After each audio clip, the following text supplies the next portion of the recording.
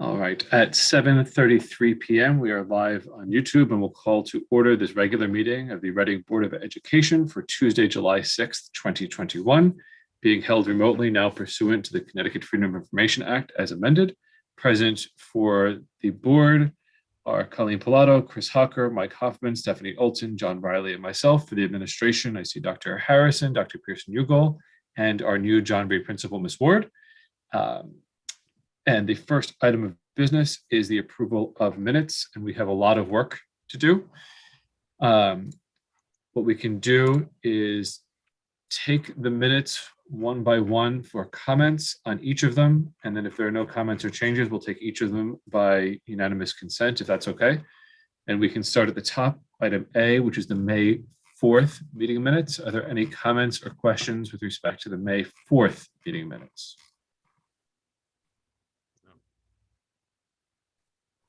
If there aren't, we'll deem those approved by unanimous consent to move on to the May 5th meeting minutes. No questions or comments on the May 5th meeting minutes. We'll deem those approved by unanimous consent to move on to the May 25th meeting minutes. And I do want to comment and thank our recording secretary, Sarah Oda, and our board secretary, Colleen Pilato, for compiling 17 pages of minutes for that marathon meeting. Which is nothing short of Herculean. Are there any comments on the May 25th meeting minutes? I have a couple of comments. One is on page 16. The motions with respect to the equity statement just launch into a move that the Easton, Reading, and Region 9 Boards of Education acknowledge the uniqueness of, et cetera. I think the motion was styled as move that the Eastern Reading and Region 9 Boards of Education adopt as their equity statement the following. I think that's cleaner. Does that make sense, Colleen? Yes. And also earlier in the same motion, the same minutes, there was language about the call to, that's a different set of minutes, sorry. That's all I have on May 25th. Any other comments or questions on May 25th? I'd suggest that we move those to be approved by unanimous consent, subject to the comments and corrections with respect to the equity statement. And seeing no objection, we'll deem those approved by unanimous consent and move on to the June 1st meeting minutes.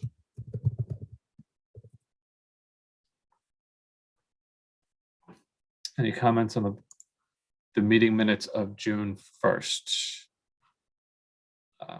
I would just comment on page 6 of the minutes where Reading, Easton, and Region 9 called to question. I think it's more properly styled as the question was called. Or you can even take out the language with the question entirely and just list the votes. I think it's a little confusing as it is. Does that make sense, Colleen? Yep. Okay. Any other comments or questions on June 1st? If there are not, we can deem those approved by unanimous consent to move on to the regular meeting for June 1st, item E, the regular board meeting from June 1st. Any comments, questions, corrections, concerns on those minutes? Seeing none, we can deem those approved by unanimous consent. Move on to the June 14th meeting minutes. Any questions, comments, concerns about the June 14th meeting minutes? Seeing none, we'll deem those approved by unanimous consent to move on to the June 21st meeting minutes. Any questions, comments, concerns on the June 21st meeting minutes? Hearing none, we'll deem those approved by unanimous consent, which brings us to item 3 on the agenda, public comment. Members of the public wishing to be heard, please indicate so by using the reactions button in Zoom to raise your hand or otherwise make yourself known.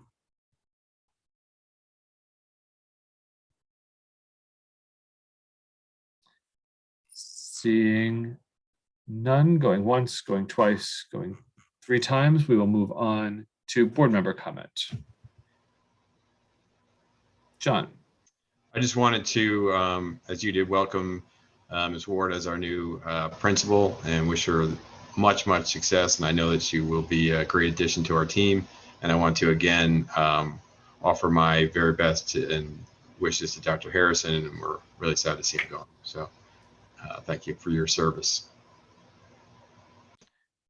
Thank you, John. Other board member comment? Mike. A couple things I want to talk about. One is at the last meeting, can't even remember how it came up, but at the end of the meeting, there was a discussion or comments about critical race theory and how it was a kind of a figment of our imagination, fake news, invented to inflame the right. And I just want to point out that that's not even close to true. And as I think everyone knows now, the National Education Association recently, I believe, passed a resolution or called for action on critical race theory. I'll just read you something from it. The resolution reads that the NEA will provide an already created in-depth study of that critiques empire, white supremacy, anti-blackness, anti-indigeneity, racism, patriarchy, cis heteropatriarchy, capitalism, ableism, anthropocentrism, human-centered points of view, and other forms of power and oppression at the intersections of our society. The NEA represents 3 million school system employees in all 50 states. I view this as a danger to our school system if it were to be enacted here, and if we were to teach critical race theory here. And I think that with an election coming up, and I believe 4 seats open, that voters are going to be casting ballots on, I think that this board needs to vote up or down whether they support, the NEA in this, teaching of critical race theory, and whether they would support that in our schools. And so I'd like to suggest that for the next meeting, or at least the meeting prior to the election, because I think that's a really important topic to a lot of people. And I think some of us have been wondering where all the emotion is coming from in the resistance to DEA. And I can tell you it's coming from that's been going on nationwide. Second thing I'd like to comment on is mask wearing. We know a whole lot more about masks than we did a year ago. I think the country as a whole, and the people in the medical profession and governments, including us, did our best during the pandemic to make decisions we felt were good for the students and good for our staff. And we know a whole lot more now about coronavirus, and we know a whole lot more about mask wearing right now. And I just want to advocate that when we return to school in the fall, that we do not require masks to be worn by our students or by our teachers. I'm going to read a short snippet from a survey from a study that just came out of Stanford University, as evidence, in addition to an article that was just published in the Journal of the American Medical Association. But first, the Stanford study. The existing scientific evidences challenge the safety and efficacy of wearing face masks as preventative intervention for COVID-19. The data suggests that both medical and non-medical face masks are ineffective to block human-to-human transmission of viral and infectious disease, such as SARS-CoV-2 and COVID-19, supporting against the usage of face masks. Wearing face masks has been determined to have a substantial adverse physiological and psychological effects. These include hypoxia, hypercapnia, shortness of breath, increased acidity and toxicity, activation of fear and stress response, rise in stress hormones, immunosuppression, fatigue, headaches, decline in cognitive performance, predisposition for viral and infectious illnesses, chronic stress, anxiety, and depression. Long-term consequences of wearing a face mask can cause health deterioration, developing and progression of chronic diseases, and premature death.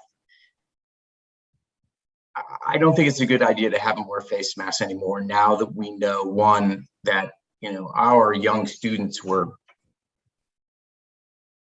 not at risk and not greatly at risk from the coronavirus. And two, we've, you know, every adult in the country at this point has had an opportunity to be vaccinated. So those that were concerned about catching the coronavirus, you know, have been vaccinated, and those that are not concerned or did not want to be vaccinated didn't. And so it's almost like we've reached a conclusion to the pandemic, at least in our area, where cases are so low. You know, each day you have a 1 in 50,000 chance of being the person that catches the coronavirus in Fairfield County. So with risk being so low, everybody having had the chance, you know, 18 or over, to be vaccinated, and so much data out there that says that face mask wearing is not beneficial and doesn't achieve the intended effect, I just want to make sure that we either, one, don't return to school, you know, with masks on our children, or two, if you tell me that, you know, there's a state rule or a state law that says we have to do it, I'd like to see this board and this administration advocate at the state level to be released from that responsibility so that we can make our decisions locally about what's best for our students and for our staff. Thank you. Thank you, Mike. Other board member comment? Hearing none, we'll move on to administration reports. We can start with Dr. Harrison. Good evening, everyone. I don't have a formal report, but just wanted to take an opportunity to say an official welcome to Megan Ward, our new John Reed principal. I had in addition to getting to know her through the interview process and the onboarding process, she joined us, I think it was last week or maybe the week before, in our interviews for the Director of Technology and Digital Learning position. And I just have to say, it was just so nice to have her be a part of that committee, to hear her her level of comfort sharing ideas and connecting with her new colleagues, and really being able to just hear her level of investment on what's important in our district, not just at John Reed, but just thinking about ER9 as a whole. And so I'm grateful for her to be on board and for her to be here. You'll notice that she clearly did not get the memo that typically administrators don't come to the July meeting. But when she reached out today, I was like, you know, it's going to be great to see her on Zoom, and just for me to have this opportunity to say welcome aboard on behalf of our entire community. And, you know, I had a conversation with Megan just about my recent news and shared with her then, and I'll share with the entire board publicly, that I really believe in her as a leader, and have offered to continue to stay in touch even as I transition, just to offer her that level of support. And I believe that just knowing who she is as a leader, that I'm probably just one of many people who would be invested in her success. And I think that speaks a lot to who she is and what she's capable of bringing to the table. And so welcome, Megan. You will be in good hands with the Reading board and the entire Reading community. Thank you. Other administrative reports? Dr. Pearson-Ugal? I also don't have a formal report, but pleased to welcome Megan Ward to our team, and want to share with all that despite some of the changes that we have going on in central office, we will be gathering the full administrative council next week for 2 full days of retreat planning to launch next year. So we're really looking forward to that. And there is hope ahead. There are many good things to look forward to next year. And we know that bringing together our team always results in good thinking, good discussion, and hopeful plans for the year ahead. Thank you, Stephanie. Any questions from any board members for the administrators this evening? All right. If there aren't, that moves us on to item 6, board committee reports. Any committees have reports this evening? Can simply report that the superintendent search committee has begun its work, as well as the policy committee continues to meet most Fridays at 9 o'clock. It's an open invitation. All right, no further. The summer hiatus there. There's no break from policy. You can't interrupt a good time. Moving on to item 7, discussion and possible action.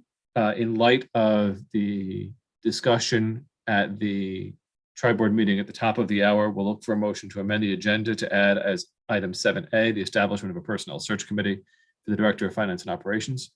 Can I have a motion to amend the agenda? Chris with a second from Mike, thank you. Is there any objection to the motion? If there's not, it'll be deemed approved by unanimous consent, which brings us immediately to 7A on the agenda, the establishment of that personnel search committee. And what I've done in the few minutes between meetings was retrieve the language that was used for the establishment of the committee for the Director of Digital Learning and Technology, and hopefully change all of the references Director of Finance and Operations to establish effectively what has become the default personnel search apparatus for senior level administrators. So I would look for a motion that the Reading Board of Education so establish such a committee, with the expectation that the Easton and Reading boards at their upcoming meetings on Thursday and Tuesday take the same action to establish the committee. Motion from John, is there a second? Mike, thank you. Any discussion on the motion, including possible typos that I think?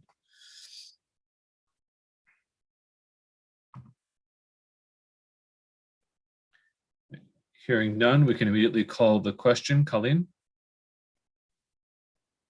Yes. Chris? Yes. Mike? Yes. Steph?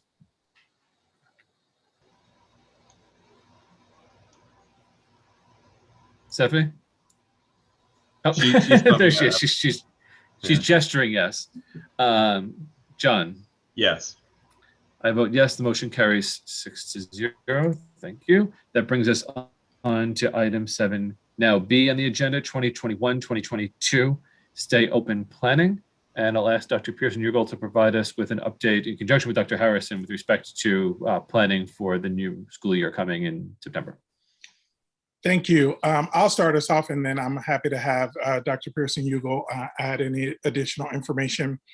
So as a reminder, this time last year, we were up to our eyes in planning for reopening for the following school year, just trying to anticipate what the guidelines would be coming from the state and really trying to think about how to open our schools safely while meeting all of the health and safety regulations that we were receiving from the state.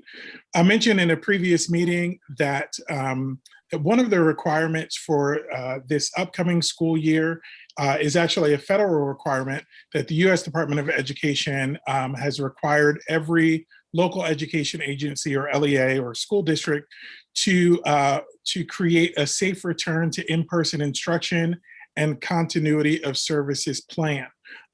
This plan, the requirement for this plan is tied to our ESSER 3 funding or our ARP ESSER funding, which essentially says if your district is to receive these federal funds, then you have to have a clear plan for reopening schools in the fall. So for us in Connecticut, where we have been open for in-person instruction since the start of last school year, to some extent, every district in the state has had some level of in-person instruction. This reopening plan looks a little bit different because it's really more focused on the what are we continuing to do going forward in order to make sure that we're keeping our doors open. There's 5 areas that we need to be focused on with this safe return instruction plan and continuity of services plan.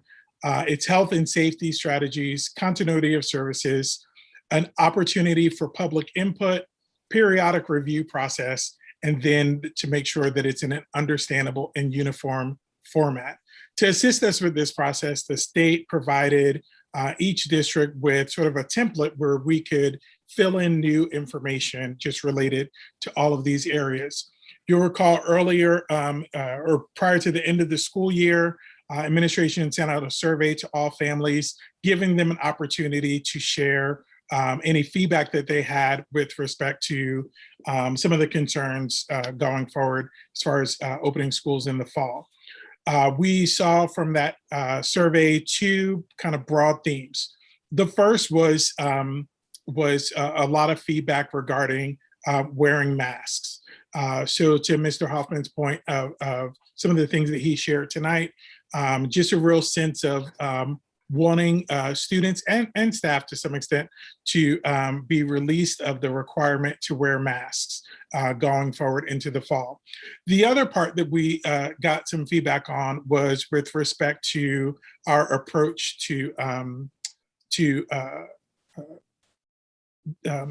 distance learning or remote learning as a full-time option for families going forward.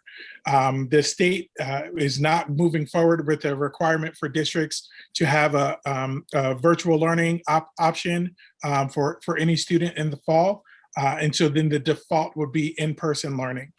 They did give flexibility to districts to create that option for themselves if that was something that they were interested in.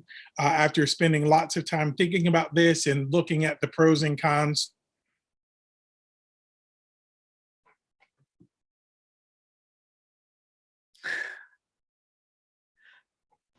referred to as cohort C, to not go forward with that. Did I freeze? You froze at the climax there, right before you told us what the conclusion was. Yeah. The pros and cons. Hey, give me 1 second. Let me switch to my hotspot.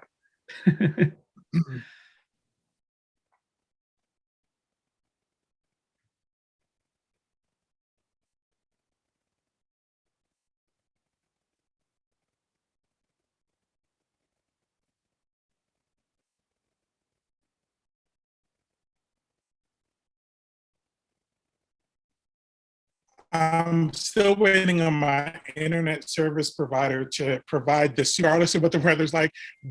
Am I good now? Can you guys hear me okay? It's a little choppy.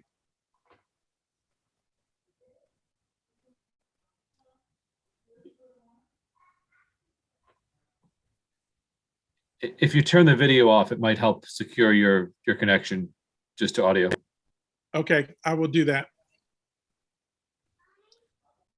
So to that point, There we go. Okay. We made the decision not to go forward into next year with having the remote learning option as a full-time option, what we called throughout the year cohort C. Rather, we are looking for the best approach to respond in the future should we have to have students in a short-term quarantine situation, how to make sure that instruction continues. And Dr. Pearson-Ugal, in collaboration with our Stay Open Committee, will continue to work through laying out what those details are. A big piece of where we are in this planning process is much of the pieces that we need to sort of fill in with respect to this template is really directly connected to guidelines that would be coming to us from the state. And so I have heard from a number of parents through the survey, and then also just through individual conversations or people reaching out to me. I'm sure our principals have as well, just sharing concerns about, when are we going to make a decision about masks? And my response has been that we are still waiting on guidance from the State Department of Health. And my understanding is that the state is, to some extent, waiting on guidance from the CDC and really taking a clear position going forward. Surely, as has been the practice throughout this whole year, and I would expect to be the practice going forward, that as an administration, we want to align our expectations with our state level agencies that are more equipped to make these sort of broader determinations based on about health and safety, based on information that they're getting. Surely, I think that we are definitely listening to the concerns raised in the community, and are not in a position at this point to be able to say, here's what we are doing forward, because going forward, because of the expectation and the importance of definitely being in compliance with state expectations. And so the way that this plan has worked is that it has to be posted on our site, but there has to be a clear process in place for us to go back and to revisit that plan, make any updates as possible. This past year, we had a reopening committee that met weekly. At some point during the year, we transitioned from a reopening committee to a stay open committee. And going forward, that committee will continue to meet to address needs and make any changes to our continuity of services plan as necessary. The big difference is that committee will no longer be meeting going into next year on a weekly basis, but what will be meeting less frequently. And that work has been led by Dr. Pearson Ugal, who has been wearing the hat of kind of our champion for reopening schools and keeping schools open with respect to COVID. She's been leading that work throughout the year. And knowing that I'm sure that I stole a lot of her thunder, I'm going to turn it over to her to fill in any additional information that she'd like to share. Well, you did well with the thunder, considering we're both working under hotspots right now. I think that Dr. Harrison shared the broad strokes. At this point, we are waiting for guidance. And certainly the buildings are also very eager for that guidance so that they can begin to confirm cafeteria seating and room assignments and schedules and such. So as soon as we have that guidance, we will then reach out to our local departments of health and our medical advisor. That's really the next step for us. We'll work as a group to we have flexibility tail in terms of our district plans. And once we have something confirmed, then we will bring it back to the board for your review.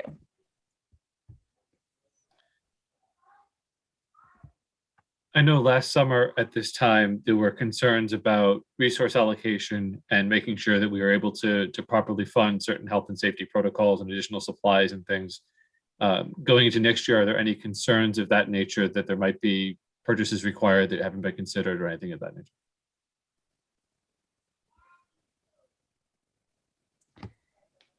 Not at this time. I think we were well equipped at the end of the year, and I certainly did not hear from Mr. Zachary before he left that there were any emergent decisions that needed to be made with respect to health and safety supplies. And Chris, where we have some flexibility, if that became an issue, that would be obviously a very appropriate use of the ARP ESSER funds. And while the final plan for this third round of funding is not due until August 16th, there is still lots of flexibility, even once a plan is submitted and approved, to be able to make changes to that plan if we determine that some of those funds need to be directed differently. Thank you. Any other questions from board members with respect to next year? Mike? Yeah, so if the state doesn't require all students to wear masks, students and staff, where does the district fall in that? Where, you know, if the decision is completely up to you, where do you fall on that? I think the next step would be for us to meet with the local department through a year to gather their input. We lost Stephanie a little bit. I think I heard work with local health directors and gather their input, but. Yes, so that would be the correct answer. And I think that, you know, it's a tough position, I think, for superintendents to be in, or just for district leaders in general. I am not is saying makes the most sense. I really want to be able to trust the recommendations that they allow us to, or the recommendations that they're giving us with respect to our students and staff at the start of the year. I would just hope that we would approach it from a position of logic. You know, every one of us on this call today has a 1 in 150 chance, 1 in 150 chance of being in a car accident in the next year. But the folks on this call, if you're in Fairfield County, Connecticut, you have a 1 in 125,000 chance of testing positive for the coronavirus tomorrow. So if it's risk management, we're just not going to leave our houses, right? Because we're much more likely to, to be injured in a car accident. I just don't find any logic in continuing with the pandemic when the pandemic has almost left us. How long do we really need to keep it running? And certainly when it applies to our students wearing masks in the school, I think it needs to be off the table. Even if there is some sort of resurgence, we go, right now there's 8, the 7-day average of new cases in Fairfield County, about 1 million people, is 8 individuals. That's a 7-day average. That's not correct, but go ahead. I'm looking at it right now on my screen. It's not 8 cases in the entire county. That's mathematically incorrect. The 7-day average, meaning 8 new cases in Fairfield County each day over the last 7 days. Per 100,000 residents, possibly, but not entirely. They're very different numbers. I'll check it, but I'm pretty sure I'm correct about that. I lost my train of thought there, Chris. When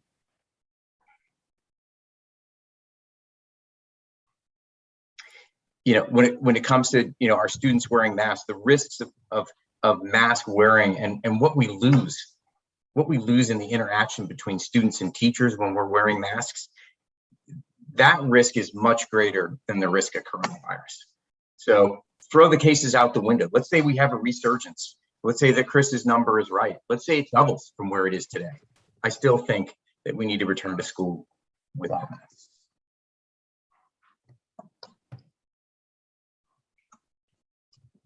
Chris Hawker. Yeah, well, I'm not going to let Mike be the outlier here. I actually, not as adamantly perhaps, but my inclination is to make sure we distinguish between guidance and a requirement, and that we think very carefully if what the state or the local health officials or whatever tell us in terms of guidance, that at least that for the public's sake, that this board is willing to make a decision. I mean, if it's a requirement, that's one thing. If it's guidance that we have some discretion on, that's another thing. And if the board determines that masks are appropriate, that's fine, but let's not sort of fuzz the line between requirements and guidance. And, I could be persuaded in favor of masks under certain circumstances, but my inclination right now is to support what Mike was saying.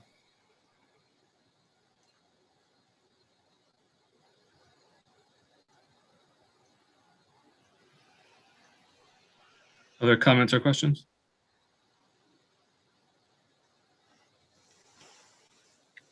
My general sense is that all things being equal, deferring to the medical authorities is better than making independent assessments as members of a Board of Education.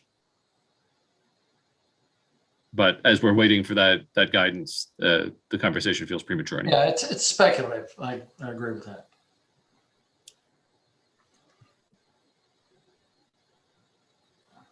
Any other questions or comments about the start of next year?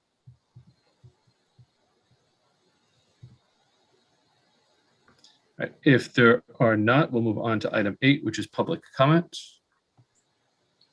Any members of the public wishing to be heard, please indicate so by using the reactions button in Zoom to raise your hand or otherwise make yourself known.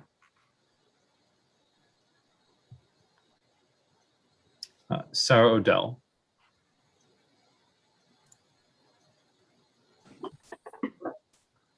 Hi, thanks. Sarah Odell of 214 Blackrock. So I just wanted to thank the board for starting to think about reopening plans. Already, seems like really far away still, but I appreciate that you guys are on top of this and already having these great discussions. I just wanted to share that I definitely hear what Mike and Chris are saying about wanting to preserve the relationship between students and teachers, because that's really important. And I'm saying that because I had a kindergartner who started her school experience this year with masks. And I was really worried about it. And I will tell you that it was rough going. She didn't do well with distance learning. It was a big challenge for her. Like most 5-year-olds, she didn't want to be on a Zoom call. Like most 45-year-olds, if you're like me, you don't want to be on a Zoom call. So I just wanted to say, I hear all these concerns, but I also want to share that last year, our family also experienced a medical crisis related to COVID, we think. And we also know other members of our community who have experienced medical crises, both during the thick of the pandemic and after it. Including children in our community. And I just wanted to share the perspective that as a parent who still has a lot of unknowns, including some information that we may have that our children may be more susceptible to concerns. I love the current situation that we're using in our schools and our summer camps that we're doing at RES and JRMS with indoor masking and being able for the kids to take the masks off outside. It makes a lot of sense. It seems to be in line with the current recommendations.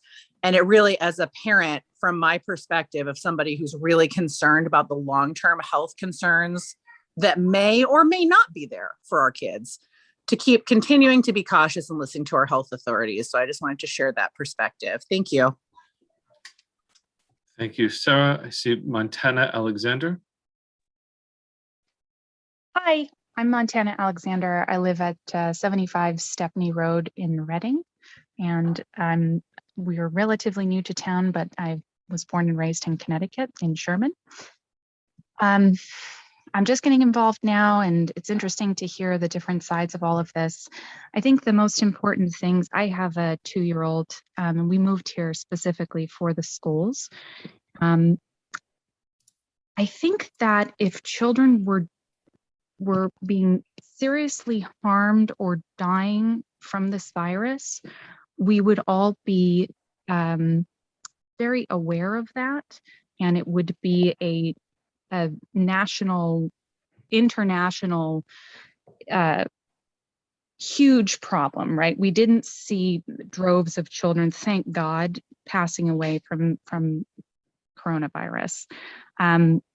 So obviously that just rationally tells you something about the risk factor, regardless of any statistics that you can manipulate one way or the other. There is a risk emotionally that I think outweighs the risk to their health, as we've seen that with far more children this year, probably, having issues. My kids too. He's learning how to tell emotions from facial features in people, and he was delayed in doing that because of, going out and seeing everybody in masks. And I would hate for him to have to first interact with his peers that way when he does go to school eventually. And in terms of guidance from health officials, In my understanding, the Board of Education is elected to give guidance based on feedback from the town.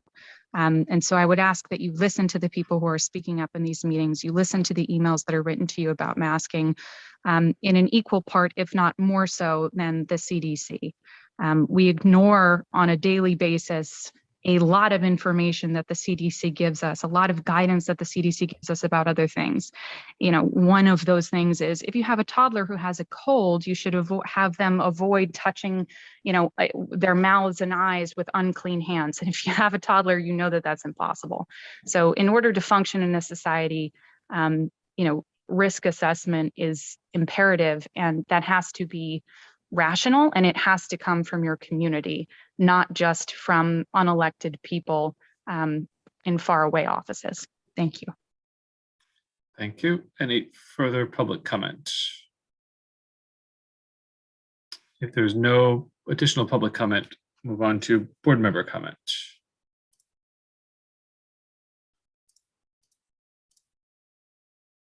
I would comment on a few things. First, I would apologize to Mike for jumping the gun with respect to numbers. I've looked them up a little bit and they are lower than I thought. So I apologize for overreacting. No worries. No worries.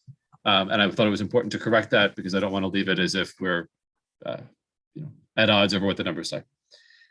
Second, wanted to make sort of a general comment about where my head is with respect to the board and the work of the board and the working relationships amongst and between the boards. And I think that it is important and something that none of the three boards of education have engaged in the time that I've been involved anyway. And that is some measure of self-reflection and self-evaluation. And so one of my goals for when we convene in August, and hopefully we'll be able to do that in person, is to work through a board self-evaluation exercise so that we can all have a conversation about what works well for our governance model and what could be worked better for our governance model, so that as we enter the new school year, just as we ask our administrators to set goals and expectations, we can do that for ourselves as well and provide a good playing field upon which to do good governance work in the coming year with a new superintendent, a new director of finance and operations, a new John Reed Middle School principal, and the many familiar faces that will be back also. So wanted to sort of signpost that and have folks thinking about that. I will probably circulate a template to board members in advance so we can have a thoughtful conversation when we're back together in August. So any other board member comment? If there is not, we'd look for a motion to adjourn the meeting. So moved. Mike with a second from John. Any concern, objection? It's been a long day. Seeing no objection, the meeting is adjourned at 8:16 p.m. Thank you. Thanks, everyone.